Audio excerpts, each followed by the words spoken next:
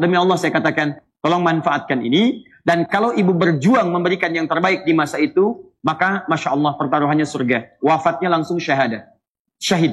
Kenapa seorang ibu disebutkan 3 kali lebih daripada laki-laki? Jawaban Sayyidina Ali bin Abi Thalib radhiyallahu ta'ala anhu. Ketika ditanya oleh seorang sahabat. Perhatikan baik-baik. Kata Ali, karena perempuan punya 3 keistimewaan yang tidak dimiliki oleh laki-laki. Maksudnya, kalau ibu memaksimalkan 3 fungsi ini dalam kehidupan ibu, maka nilainya tinggi di hadapan Allah. Betul-betul maksimalkan fungsi ini, maka nanti ibu akan lihat di masa depan, anak ibu akan banyak baktinya kepada ibu. Apa sifat-sifat perempuan yang disebutkan di Quran? Dan dengan sifat ini, dibedakan ia dari laki-laki. Hati-hati, karena sekarang tidak sedikit yang diciptakan perempuan, tapi dia tidak mengenal dirinya. Bahkan ada yang ciri fisiknya perempuan, tapi dia merasa laki-laki. Itu yang jadi masalah. Ya, sebagaimana ada laki-laki, ada yang merasa dirinya sebagai perempuan. Karena itu Quran memperkenalkan apa ciri khas perempuan, seperti apa sifatnya, sehingga dengan itu laki-laki bisa memahami perempuan, perempuan bisa mengerti dirinya, begitu sebaliknya. Sehingga ketika Allah memperkenalkan perempuan saat diciptakan yang berbeda dengan laki-laki, kalimatnya disebut dengan kalimat lengkap, tidak dengan kalimat singkatan, kata ganti atau sifat. Yuk kita buka Quran surah keempat ayat pertama. Jika ibu temukan kalimat nas dalam Quran, itu artinya Allah menunjuk seluruh manusia tanpa kecuali. Saya sering sampaikan dalam beberapa kesempatan takdim, manusia disebut setidaknya dengan 5 nama di Quran. Kalau menunjuk pada persoalan nafsu dan persaingannya dengan takwa, itu disebut dengan bashar. 35 kali disebutkan dalam Al-Quran. Ibu kalau Jumat suka baca surah apa? Al-Kahf ayat 110 itu paling kiri di pertengahan. Qul innama ana basyarum mithlukum. Bashar, ya. Itu kalau disebutkan bashar menunjuk pada perpaduan sifat takwa dan nafsu. Jadi kita itu manusia yang punya takwa sekaligus punya nafsu. Takwa disebutkan 115 kali di Quran, nafsu disebutkan 115 kali di Quran. Takwa sifat baik yang menunggangi malaikat. Malaikat disebutkan 88 kali di Quran. Nafsu cenderung buruk ditunggangi oleh setan. Setan disebutkan 88 kali dalam Al-Quran. Makanya jangan heran kalau ibu sedang ingin mengerjakan sesuatu, itu dalam jiwa kita suka ada 2 dorongan. Pernah mendengar adzan? Allahu Akbar, Allahu Akbar. Pernah? Kan ada perasaannya, cepat siap-siap, sudah adzan, pernah begitu? Ah, itu takwa. Begitu selesai adzan, yang lain mengatakan tenang, baru adzan, belum qomat. Pernah ada perasaan itu? Ah, itu nafsu namanya. Nah, sifat ibu kalau ada seperti itu artinya menunjukkan ibu benar-benar dicipta sebagai manusia, bashar. Nanti turun ayat bagaimana cara mengangkat takwa dan menekan nafsu. Lain waktu kita bahas. 2 disebut ins. Ins, makhluk lembut. Makhluk yang halus, ramah. Disandingkan dengan jin. Ya, kalau disebutkan ins di Quran, itu selalu disandingkan dengan jin. 18 kali pasangannya disebutkan di Quran.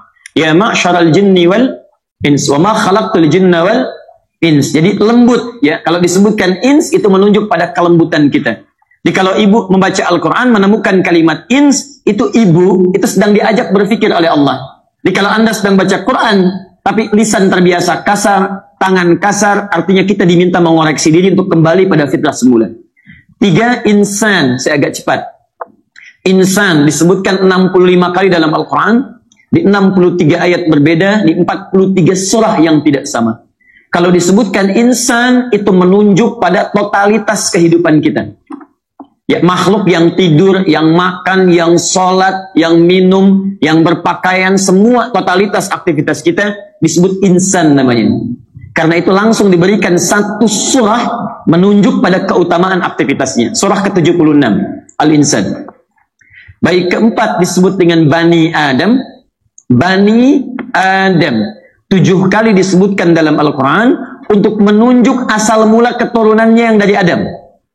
Maaf, tidak ada satupun manusia yang hadir di muka bumi ini kecuali kalau ibu urutkan itu sampai nasabnya ke Nabi Adam alaihissalam. Kalau tidak percaya silahkan ibu cari ibu keturunan siapa, ya. Pasti ujung-ujungnya kembali ke Nabi Adam. Manusia paling mulia Nabi Muhammad SAW diberikan oleh Allah kemuliaan, maaf, lahir ayahnya sudah tidak ada.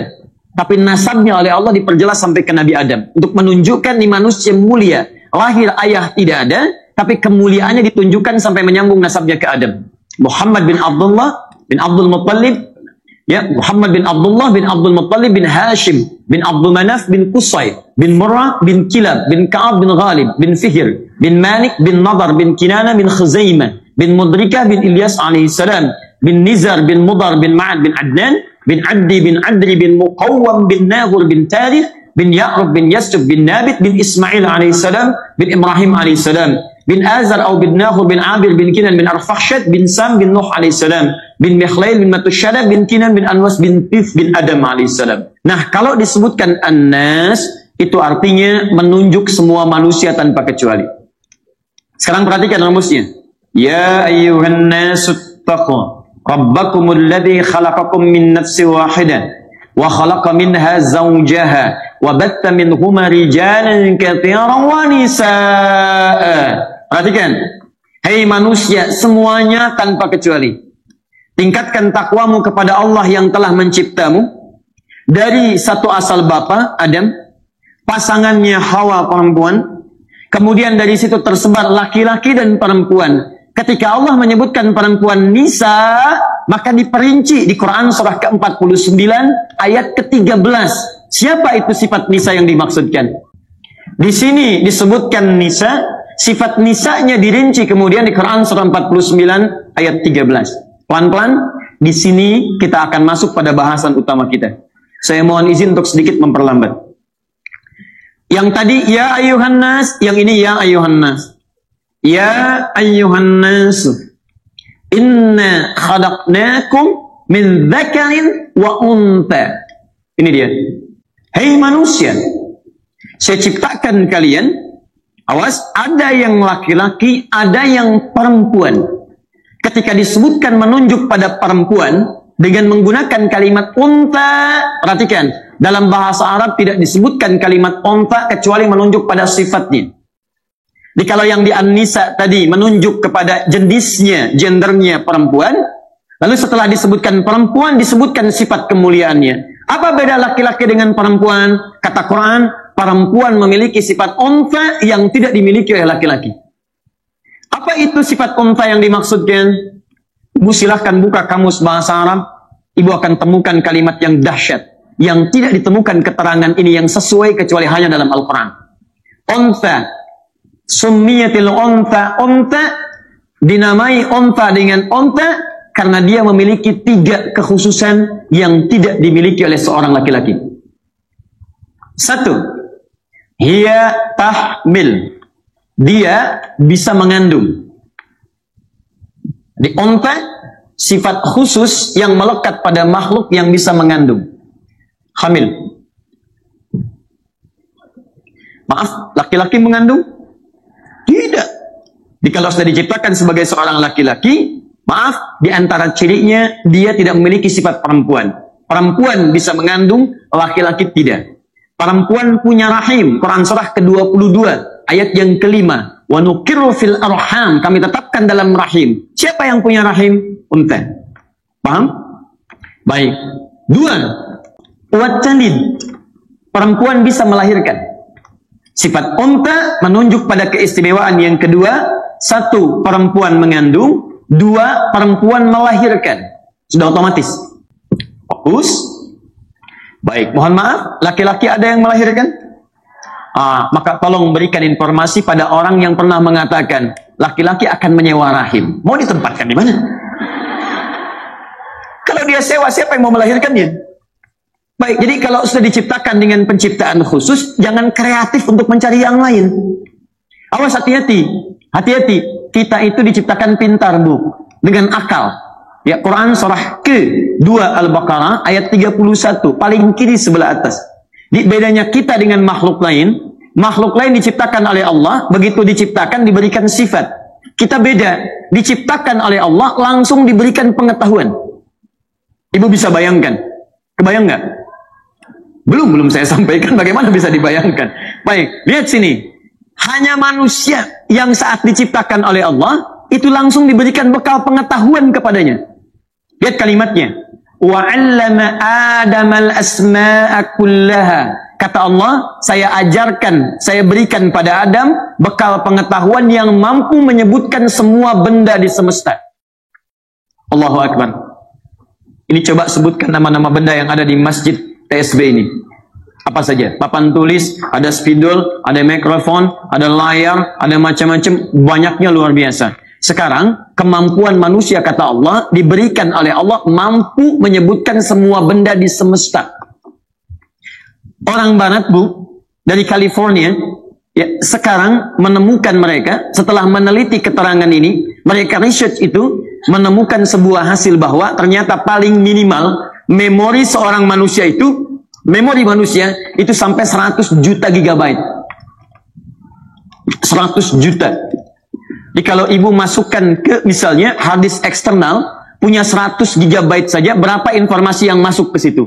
Memori manusia itu 100 juta gigabyte, paling minimal. Ingat baik-baik. Sebagian pakar di barat menyimpulkan bahwa otak manusia itu 90% cerdas. Ingat, kita dicipta sebagai makhluk pintar, cerdas. 5%-nya genius. 5-nya yang lain terlihat lambat. Jadi kalau ibu misalnya, maaf ya, dititipkan oleh Allah misalnya seorang anak terlihat lambat, kurang berkembang pengetahuan, ingat baik-baik, itu hanya 5% yang ada pada dirinya. Ibu bisa naikkan levelnya kepada genius 5 yang lainnya, atau minimal ambil yang 90-nya. Ingat, kita dicipta sebagai makhluk yang pintar. Pintar itu anugerah, bodoh itu pilihan. Balikan sini. Kembalikan. Tadi ada 3 kemuliaan yang tidak dimiliki laki-laki, hanya dimiliki unta perempuan. 1 apa? Mengandung. 2 apa? Melahirkan. 3 apa? Belum. Ingat, belum. Belum saya sampaikan. 3, tuliskan. 3, memberikan ASI atau menyusui. Mengandung, melahirkan, dan menyusui atau memberikan ASI. Baik, fokus baik-baik. Silahkan Anda cek di kitab manapun. Bahkan yang diyakini sebagai kitab suci. Silahkan bandingkan dengan Al-Quran. Anda tidak akan pernah menemukan keterangan 3 hal yang khusus melekat pada perempuan ini, ternyata hanya disebutkan dalam Al-Quran dengan segala jenis kemuliaannya. Perhatikan baik-baik. Dalam hal mengandung, Quran surah ke-7 ayat 189. Bahkan dirinci bagaimana prosesnya. Dalam hal melahirkan dan menyusui, Quran surah ke-2 ayat 233. Jelas disebutkan. Perhatikan Quran surah ke-7 ayat 189. Falamma taghasyaha hamalat hamlan khafifa. Tatkala suami istri mulai bercampur, maka istri mulai mengandung, kandungan dari ringan. Famarat bih, terus kemudian berproses. Falamma athqalat, maka tatkala kandungan semakin besar menuju masa persalinan. Di situ ada rahasia yang nanti saya bacakan dan kita pelajari saat masuk pada kategori yang kedua ini. Nanti ibu kalau ingin memiliki kandungan berkualitas dengan anak yang luar biasa berkembang dengan baik, nanti Quran berikan petunjuk kepada ibu. Ingat, yang bisa mengandung cuman ibu. Dan nanti ada turunan dalam Al-Quran dan hadis. Ketika Anda punya keistimewaan ini, bagaimana kemudian memanfaatkan keistimewaan itu sehingga kualitas yang terakhir menjadi kualitas yang terbaik di hadapan Allah Subhanahu wa taala. Baik, jadi saya simpulkan dulu yang pertama, ciri perempuan itu 1 apa?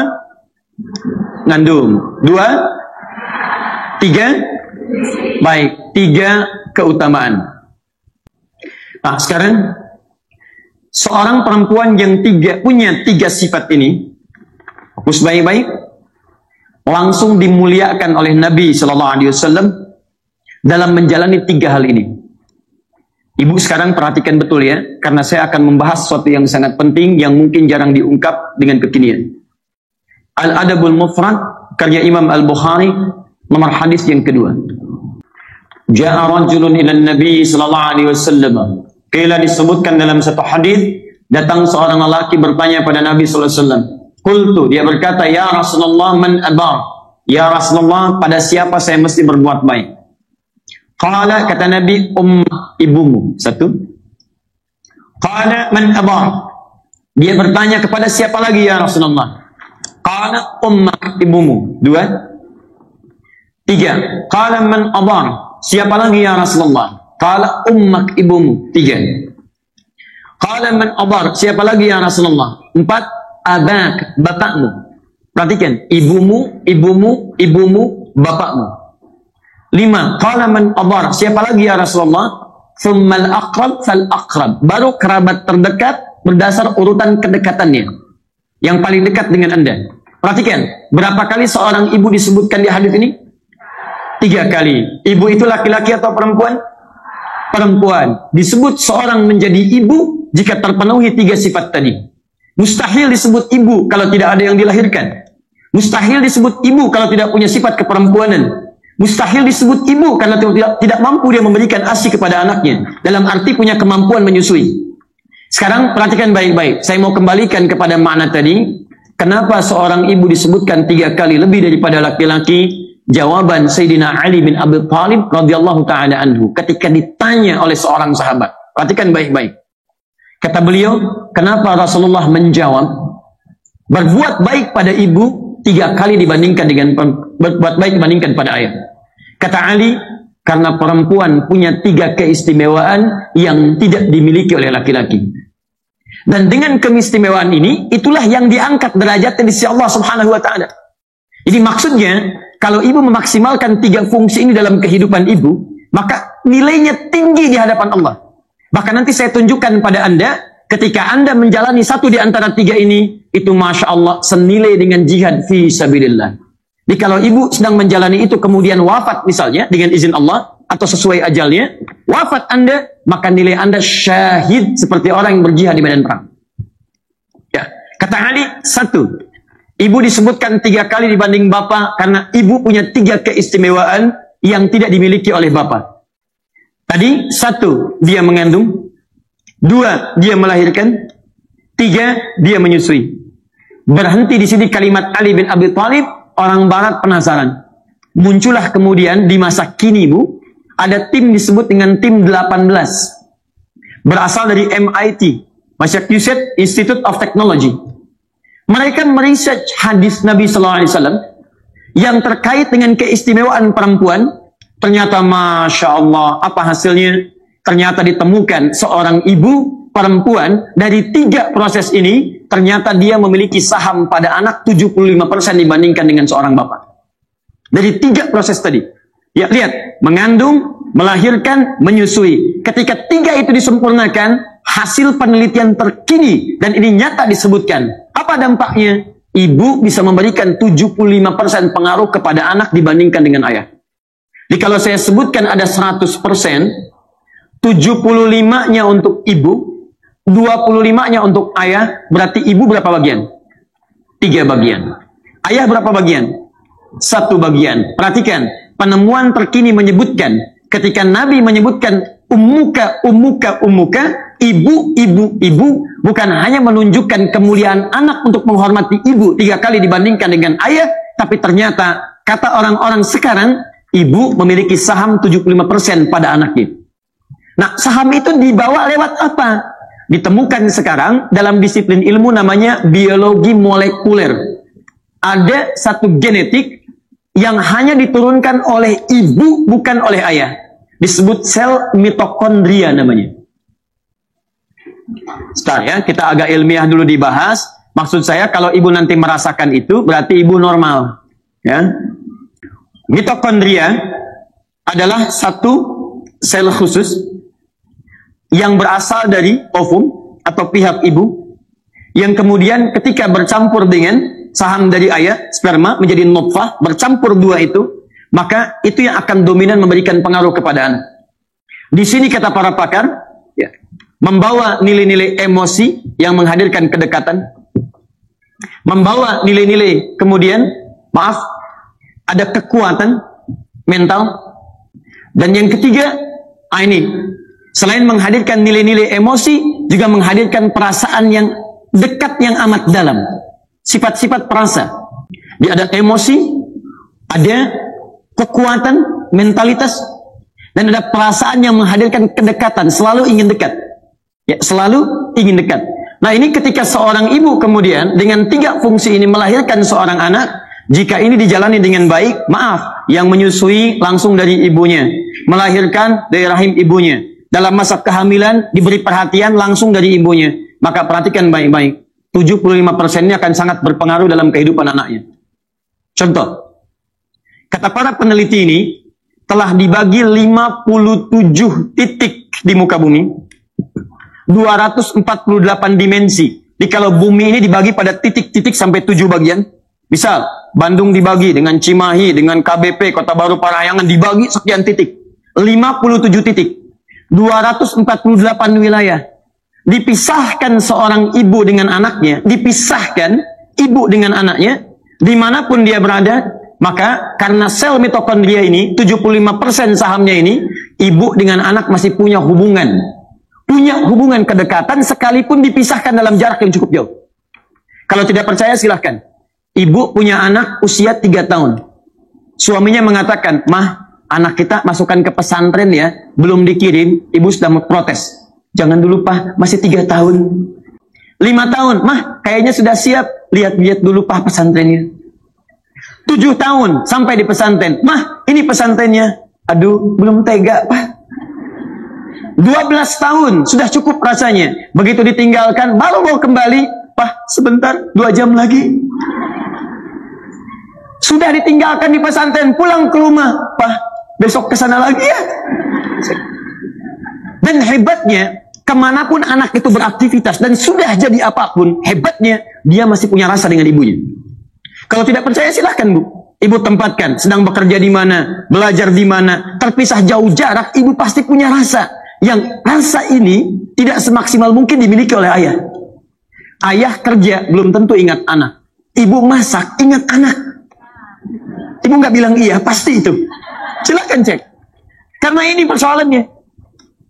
Nah, karena kita sekarang sedang belajar dalam Al-Quran, muslimah dalam Al-Quran, taknya dalam Al-Quran. Sekarang pendidikan apa yang diberikan oleh Al-Quran, yang harus dimaksimalkan oleh seorang ibu, sehingga ketika rasa ini keluar dan dia hidup, anak kita itu atau anak ibu lahir dalam keadaan yang baik dan punya aktivitas yang baik. Ternyata kesolehan anak-anak nanti setelah dilahirkan itu bergantung pada 3 proses ini. Kalau ibu tidak menjalani 3 proses ini dengan baik, maka nanti saat dia terlahir tidak mudah untuk mengembalikannya. Ibu ingin anaknya pintar. Pintar. Ingin anaknya pintar? Baik. Sebentar, Bu. Kita nanti bagikan. Ya, kita nanti bagikan. Pintarnya tidak main-main. Karena pintar dari segi ingatan dibagi 4 bagian. Oleh orang sekarang. Cepat ingat, lambat lupa. Itu bagus. 2, cepat ingat, cepat lupa. Agak repot. 3, awas hati-hati. Lambat ingat, lambat lupa. 3, itu nggak apa-apa. 4, ini yang agak repot. Lambat ingat, cepat lupa. Saya sudah ceramah 1 jam. Ibu paham? Belum. Masya Allah. Saya ulangi ya. Ya Ustadz. 30 detik lagi saya terangkan. 30 menit saya selesaikan. Sekarang paham? Belum. Begitu selesai ceramah, paham Ustadz. Keluar masjid, lupa. Nah, itu yang keempat. Nah, saya kasih rahasia ya. Ada rahasia terbesar. Dan ini telah dibuktikan ketika turun Al-Quran di masyarakat paling terbelakang. Masyarakat paling terbelakang di muka bumi setelah di research dulu zamannya jahiliyah. Itu luar biasa. Banyak tertinggal, banyak kebodohan dalam arti perilaku, adab, dan akhlak. Dan mohon maaf, banyak tindakan-tindakan buruk terjadi. Turun Al-Quran, dipraktikkan itu tiba-tiba melahirkan orang yang cerdas luar biasa, bisa menaklukkan Persia, mengalahkan Romawi, dan menemukan banyak penemuan. Apa di antara rahasianya? Yuk kita lihat pelan-pelan. Ternyata ibu, salah satunya, setiap ibu-ibu muslimah yang muslim-muslim pada saat itu diminta oleh Nabi SAW memaksimalkan 3 fase tadi. Sekarang perhatikan baik-baik. Ya. Dan terlahirlah generasi yang kelima dari segi kepintaran. Cepat ingat, sulit lupa. Jadi orang yang kelima ini bukan ingin ingat, ingin lupa susah, Bu. Bayangkan, mau lupa susah, bukan mau ingat. Ini yang kelima. Apa rahasianya? 1. Dalam masa kandungan,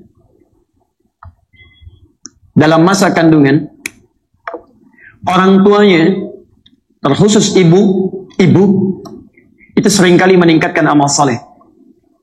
Awas ya, nanti saya sampaikan informasi pada Anda yang sekarang sering meresearch Al-Quran dan hadis, itu orang-orang Yahudi sekarang.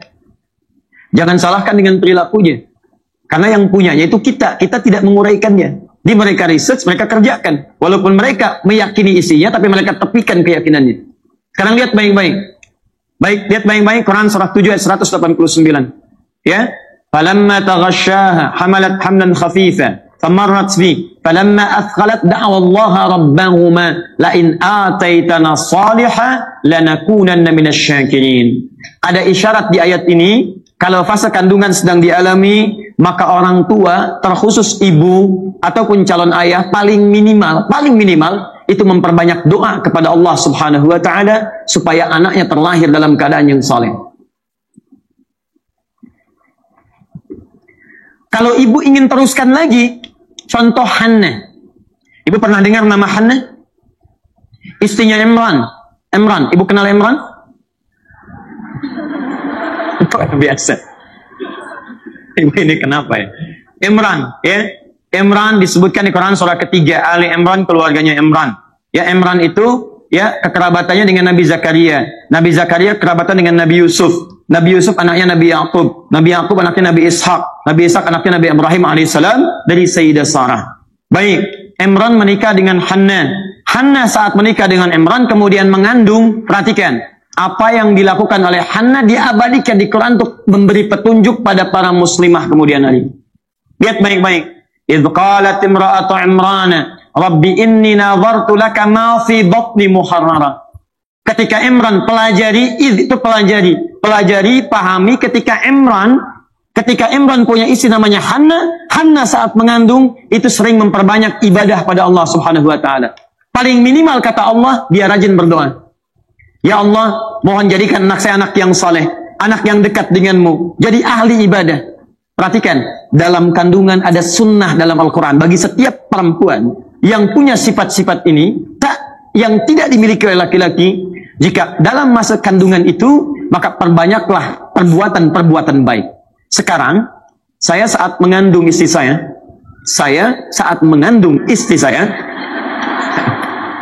baik, saya saat mengandung istri saya, yang pertama, ya Muhammad Hamilul Quran, kami konsultasi pada seorang dokter muslimah. Datang untuk melihat kondisi fisik. Perhatikan apa yang terjadi. Ini kalimat nyata dan saya masih ingat betul sampai saat ini. Beliau katakan, Pak, sudah ada penelitian dokter-dokter muslim se-Asia, ahli kandungan. Dan beliau belum tahu ayatnya. Ternyata kalau seorang perempuan itu mengandung dan orang tuanya sering banyak berbuat kebaikan, terkhusus bagi seorang muslim sering berbuat amal soleh, maka itu akan langsung berdampak pada kandungannya, pada anaknya. Memberikan dampak. Apa yang memberikan dampak itu? Mitokondria, 75% tadi. Dimohon maaf Bu ya, kalau itu langsung diberikan, diamalkan oleh ibu, petunjuknya cuma di Islam. Ibu rajin baca Quran, meningkatkan amal soleh, rajin tahajud, rajin puasa. Demi Allah saya katakan, tolong manfaatkan ini. Dan kalau ibu berjuang memberikan yang terbaik di masa itu, maka Masya Allah pertaruhannya surga. Wafatnya langsung syahid.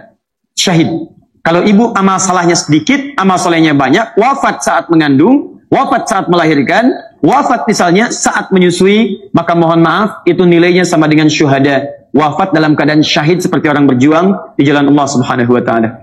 Baik. 2. Saya baca hadis sahih riwayat Al-Bukhari dan Al-Adabul Mufrad. Pernah ada seorang pemuda, Bu, saking Nabi memuliakan 3 keutamaan ini, Nabi saja memuliakan ibu. Kenapa ibu tidak memuliakan diri sendiri? Ya, cara memuliakan ini maksimalkan dengan memaksimalkan momen itu pada kebaikan-kebaikan. Seorang pemuda ingin berjihad, dia berangkat. Tiba-tiba dilaporkan oleh temannya, ibunya menangis karena belum siap melepasnya. Itu jihad yang taruhannya surga, dipanggil oleh Nabi, pemuda itu, datang sini, kata Nabi. Begitu datang, apa kalimatnya? Pulang pada ibumu, buat dia tertawa seperti engkau membuatnya menangis. Ibu bayangkan, rasa tadi yang sangat dalam, yang pernah mengandungnya, yang pernah melahirkan, yang pernah memberikan ASI, belum memberikan kesiapan dia untuk berjuang keluar, Nabi memindahkan jihad di medan perang kepada jihad di rumah untuk berbakti pada ibunya. Maksud saya, kalau ibu benar-benar memaksimalkan fungsi ini, maka Allah akan rawat anak-anak ibu untuk berbakti kepada ibu di kemudian hari. Sampai Nabi memanggil pemuda itu untuk kembali berbakti pada orang tuanya. Jadi kalau, mohon maaf ya, betul-betul maksimalkan fungsi ini, maka nanti ibu akan lihat di masa depan, anak ibu akan banyak baktinya kepada ibu. Ibu kenal Maryam? Anak kenal Maryam, kenal. Biasa. Ayo baca lagi Quran surah 3 ayat 35 sampai 37. Kan ibunya yang mengandung, ibu yang mendoakan di situ, ibu yang memberikan nama, ya, dengan suami mendorongnya. Dicarikan pengajar namanya Nabi Zakaria, dibuatkan mihrab. Ketika semua itu dimaksimalkan, turun jawaban. Fataqabbalaha rabbuha. Kata Allah, saya terima ikhtiar ibu dan ayah ini, wa ambataha nabatan hasana. Saya rawat anak ini sampai dia dewasanya.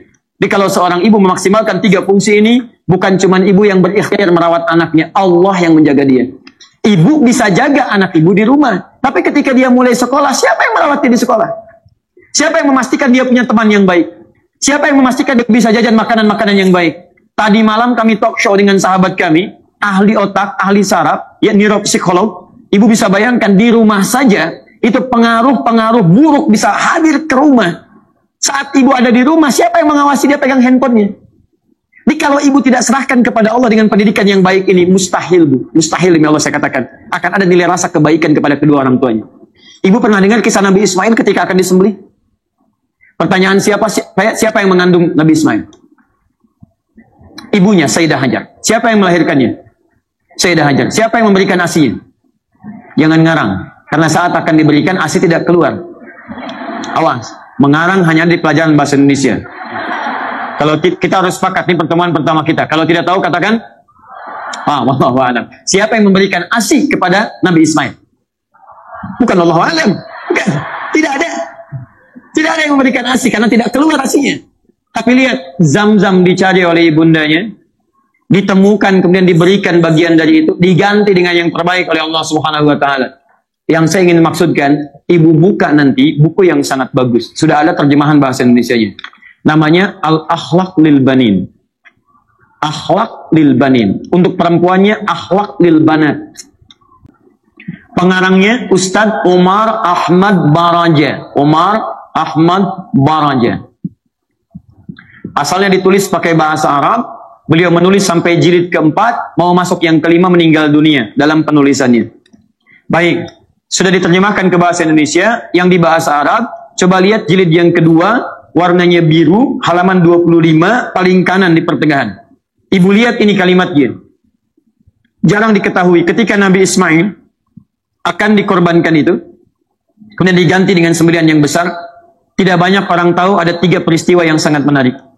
Begitu mau dikorbankan, disembelih, kata Nabi Ismail, ya abati, duhai ayah, mohon tajamkan pisaunya sebelum saya disembelih, supaya dengan pisau yang tajam itu mempercepat penyembelihan saya dan mengurangi rasa sakit yang mungkin akan saya alami.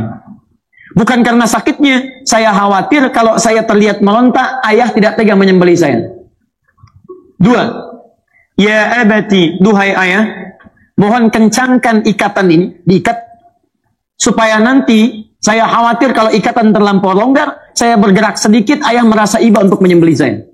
2. Dan ini jadi sunnah di kemudian hari, kalau ingin menyembelih, tajamkan pisaunya, kemudian kuatkan ikatannya.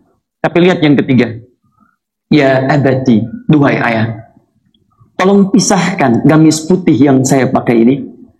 Mohon lipatkan dengan baik, dan berikan sebagai tanda cinta kepada ibunda yang telah melahirkan putra satu-satunya. Hadiah terakhir untuk ibunya. Di dalam wafatnya saja, dalam tanda petik, di penghujung yang ia rasakan nyawanya akan melayang, itu masih memikirkan ibundanya. Dari mana semua itu terlahir? Karena perhatian ibu yang begitu besar kepadanya. Zam, zam, zam, zam, zam, zam. Dan karena itu semua kisahnya dibalik oleh Allah Subhanahu wa Ta'ala, dengan takdirnya diganti sembelihan dengan sembelihan yang lain. Dan jadilah cinta kemudian bersama di kehidupan rumah tangga. Ibunya baik, ayahnya baik, anaknya berbakti kepada kedua orang tuanya.